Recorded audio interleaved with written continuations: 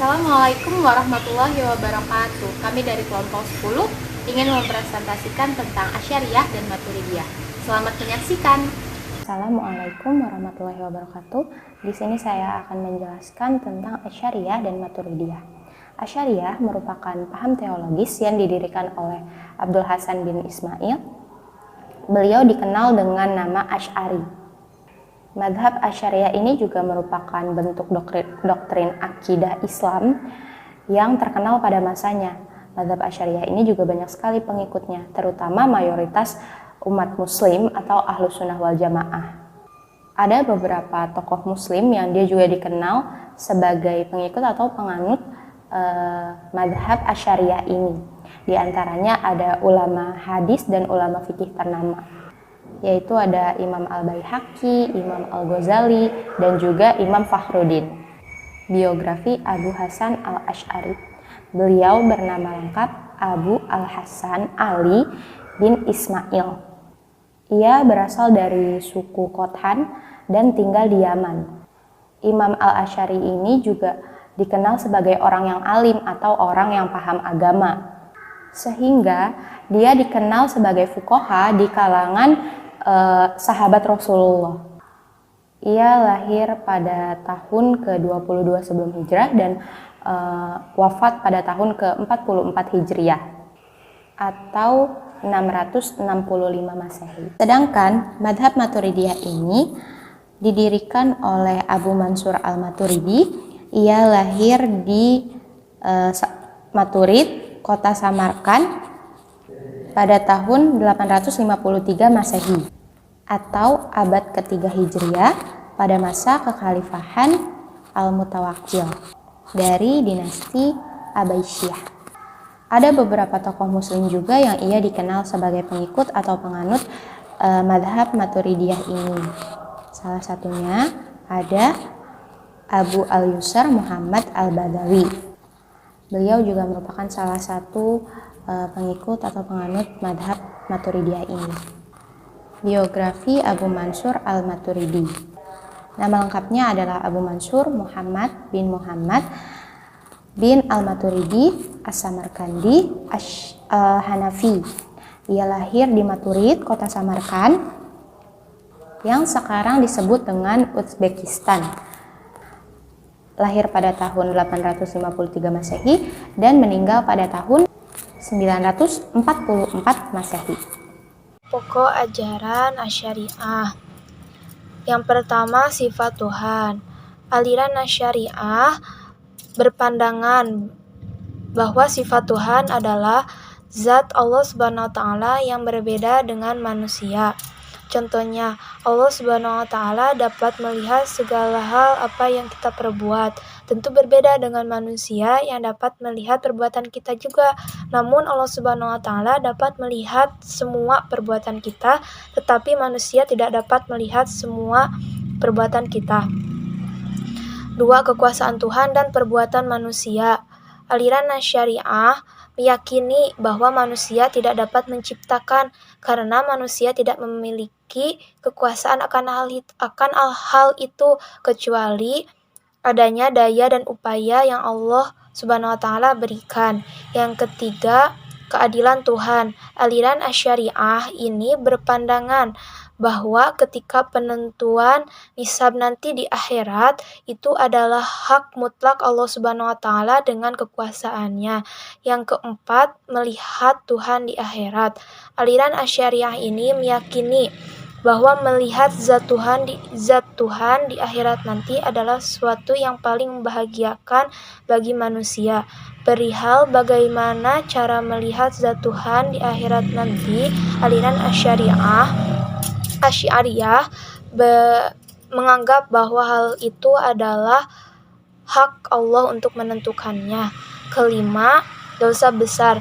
Aliran Asy'ariyah meyakini apabila orang Islam melakukan perbuatan dosa besar, ada kemungkinan diampuni atau tidak oleh Allah Subhanahu wa taala.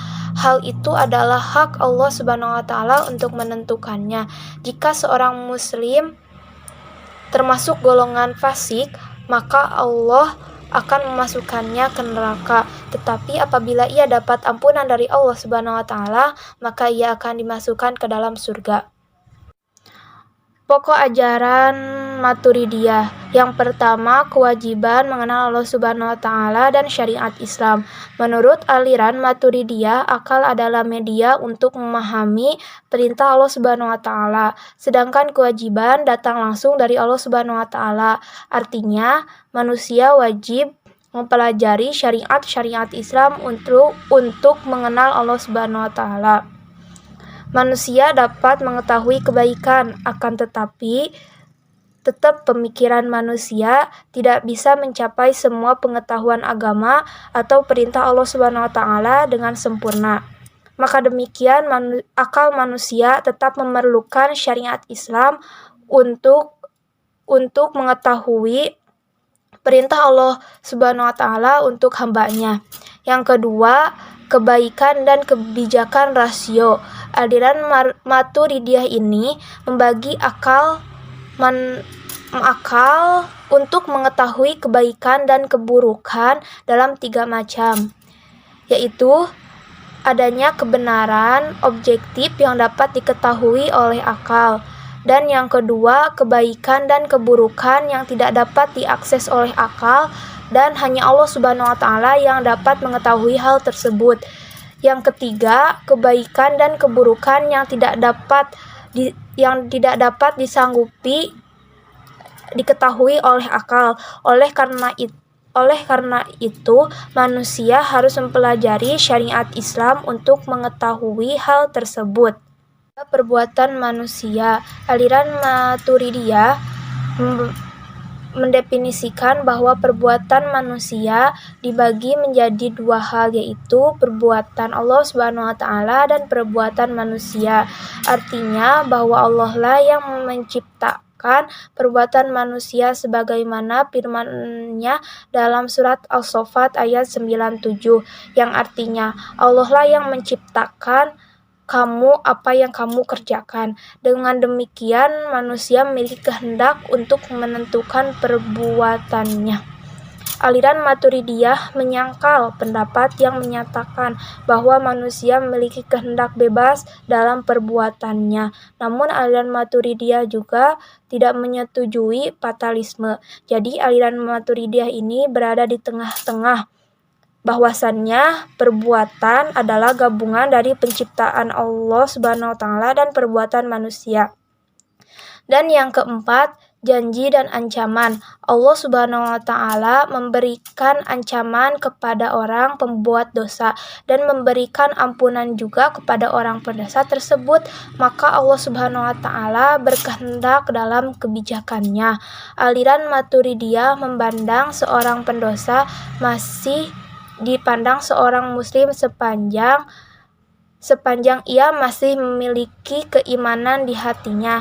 Sedangkan apabila seorang pendosa benar tersebut meninggal dunia sebelum ia bertaubat, maka nasibnya diserahkan kepada kehendak Allah Subhanahu wa taala. Di sini saya akan menjelaskan mengenai perbedaan antara aliran Asy'ariyah dan aliran Maturidiyah. Yang pertama mengenai iman. Menurut Maturidiyah, iman itu adalah iqra'um bil lisan wa tasdiqum bil qalbi. Sedangkan menurut Al-Asy'ariyah, iman itu harus disyaratkan dengan membaca 2 syahadat. Asyhadu an la ilaha illallah wa asyhadu anna Muhammadar Rasulullah. Yang kedua mengenai penciptaan. Menurut Maturidiyah, Allah itu menciptakan segala sesuatu dengan kun fayakun. Sedangkan menurut Al-Asy'ariyah, Allah menciptakan segala sesuatu dengan kekuasaan dan keinginannya. Yang ketiga mengenai al-ihsan wal qadha atau kebaikan dan keburukan. Menurut Maturidiyah, akal itu bisa menentukan kebaikan. Jadi dengan akal ini, manusia bisa membedakan mana yang baik dan mana yang buruk. Sedangkan menurut Al-Asy'ariyah, akal tidak bisa menentukan hakikat kebaikan. Harus ada syariat yang membantu manusia agar manusia bisa membedakan mana yang baik dan mana yang buruk. Yang keempat yaitu tentang ampunan orang-orang kafir. Menurut Maturidiyah, Allah tidak akan mengampuni orang-orang kafir dan orang-orang kafir tidak akan bisa masuk ke surga. Sedangkan menurut Al-Asy'ariyah, Allah akan mengampuni orang-orang kafir dan orang-orang kafir bisa masuk ke surga. Semua orang bisa masuk ke surga. Yang terakhir yaitu tentang orang yang celaka dan orang yang bahagia. Menurut Maturidiyah, orang yang celaka akan bisa berubah menjadi orang yang bahagia dan orang yang bahagia akan bisa berubah menjadi orang yang celaka. Sedangkan menurut Maturidiyah, orang yang celaka akan selamanya celaka dan orang yang bahagia akan selamanya bahagia. Pembahasan selanjutnya mengenai persamaan antara aliran Asy'ariyah dan aliran Maturidiyah. Persamaan yang pertama yaitu kedua aliran ini lahir dari paham Mu'tazilah.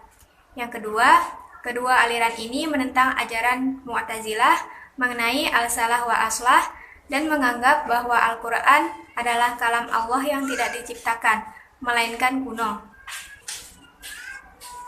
Yang ketiga, kedua aliran ini meyakini bahwa manusia dapat melihat Tuhan pada hari kiamat. Dan yang terakhir, sebagian para salaf mengatakan bahwa kedua aliran ini termasuk ke dalam Ahlus Sunnah wal Jamaah. Az-Zubaydi juga berkata, jika dikatakan Ahlus Sunnah, maka yang dimaksud dengan mereka adalah Asy'ariyah dan Maturidiyah. Sekian pembahasan dari kami, kurang lebihnya mohon maaf. Wassalamualaikum warahmatullahi wabarakatuh.